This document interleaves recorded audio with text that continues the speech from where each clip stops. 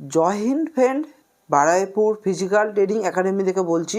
আমার নাম অভিজিৎ মণ্ডল। আজকে আমরা আলোচনা করব আপনারা কীভাবে জোরে দৌড়াবেন আর দৌড়ানোর সঠিক নিয়ম। যারা যারা ডব্লিউপি, কেপি, এসএসসি, জিডি, ডিফেন্সের জন্য তৈরি হচ্ছে তাদের কাছে দৌড়টা খুব ভেরি ইম্পর্টেন্ট পার্ট। আজকের আপনাদেরকে এমন কিছু টেকনিক সম্পর্কে বলবো, টেকনিকগুলো যদি আপনারা অ্যাপ্লাই করেন, আপনার দৌড়ের স্পিড অনেক বেড়ে যাবে আর আপনার মাঠেও পাস করে যাবে। আর দৌড়ানোর সময় আপনারা যে ভুলগুলো করছেন, কারোর হাত মুভমেন্ট ভুল হচ্ছে, কারোর পায়ের স্টেপিং ভুল হচ্ছে, আর কারোর দৌড়ানোর সময় পায়ের ল্যান্ডিং ভুল হচ্ছে। অনেকজনকার প্রশ্ন থাকে কি, আমি দৌড়ানোর সময় চোরের উপর ল্যান্ডিং করবো না গোড়ের উপর ল্যান্ডিং করবো।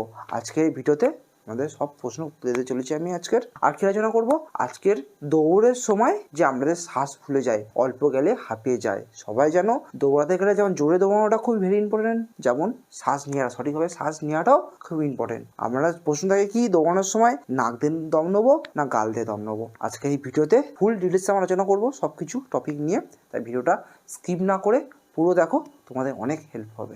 1 নম্বর পয়েন্ট হলো ওয়ার্ম আপ। দৌড় শুরু করার আগে আপনারা অবশ্যই ওয়ার্ম আপ করুন।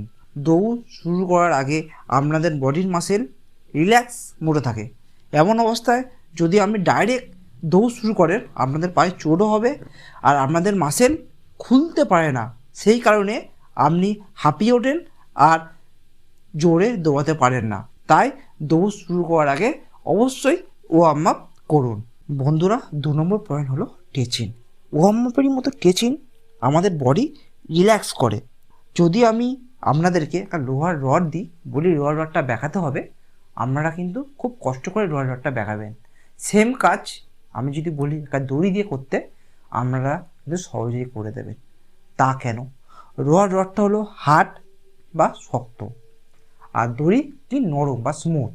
ঠিক আমাদের বডি রিল্যাক্স মুডে তখন থাকে না, আমাদের বডি হার্ড হয়ে থাকে আর বডির মাসেলগুলো একে অপরের সঙ্গে চেপে আটকে ধরে থাকে। কিন্তু টেচিং করি তখন আমরা টান ধরে মাসেলে, তখন মাসেলগুলো লুজ হয়ে যায়। সেই কারণে তখন আমরা রানিং করি, হাত ও পা ভালো করে খুলতে পারে, পায়ের স্টেপিংগুলো বড় বড় পড়ে।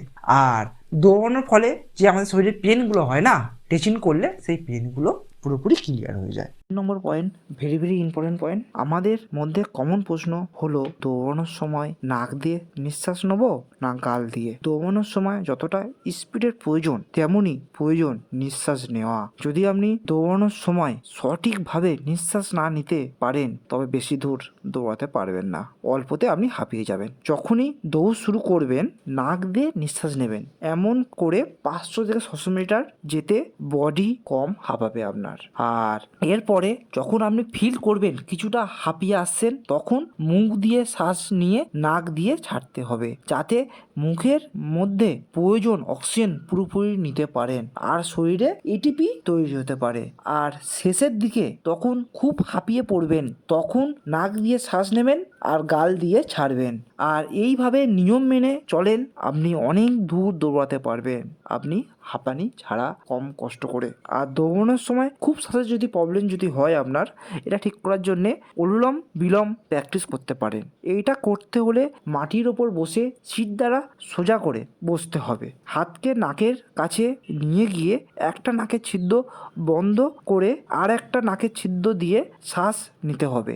যে হাতটা দিয়ে নাকের ছিদ্র বন্ধ করে রেখেছেন সেটা খুলে দিতে হবে। দৌড়ানোর আগে 10 থেকে 15 মিনিট করতে হবে। এইটা করলে জোরে জোরে নিঃশ্বাস পড়া বন্ধ হয়ে যাবে আর আপনি অনেক দূর কষ্ট ছাড়া দৌড়ে যেতে পারবেন।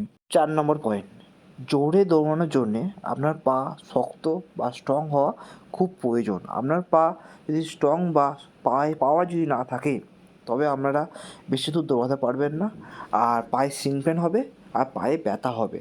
তাই জন্য আমাদের পায়ে পাওয়ার বা পা স্ট্রং হওয়া খুব প্রয়োজন। এই পা আপনারা স্ট্রং কীভাবে করবেন, করার জন্য দুটো এক্সারসাইজ আছে। দুটো এক্সারসাইজ আপনি যেন ফলো যদি করেন, আপনারা পায়ে অনেক পাওয়ার চলে আসবে। প্রথম এক্সারসাইজ হলো, কাঁধে ওয়েট নিচ্ছি আমরা, ওয়েট নেওয়ার পরে ফুল স্কোয়াট করছি। অন্তত আপনাকে এটা 15টা করে 2 সেট অবশ্যই করতে হবে আপনাকে, করলে আপনাদের পায়ে পাওয়ার চলে আসবে। 1 নম্বর এক্সারসাইজ হয়ে গেল। আমাদের এবার 2 নম্বর এক্সারসাইজ। 2 নম্বর এক্সারসাইজ কী করছি, সেমভাবে কাঁধে ওয়েট নিচ্ছি, ওয়েট নিয়ে আমরা জাম্পিং জ্যাক করছি। একটা পা আগে একটা পা পরে, এটা অন্তত 20টা করে 2 সেট করতে হবে। এই দুটো এক্সারসাইজ করার ফলে আপনাদের পায়ে পাওয়ার চলে আসবে, আপনারা কোনো যন্ত্রণা পেন ছাড়াই আমরা অনেক দূর দৌড়াতে দৌড়ে যেতে পারবেন।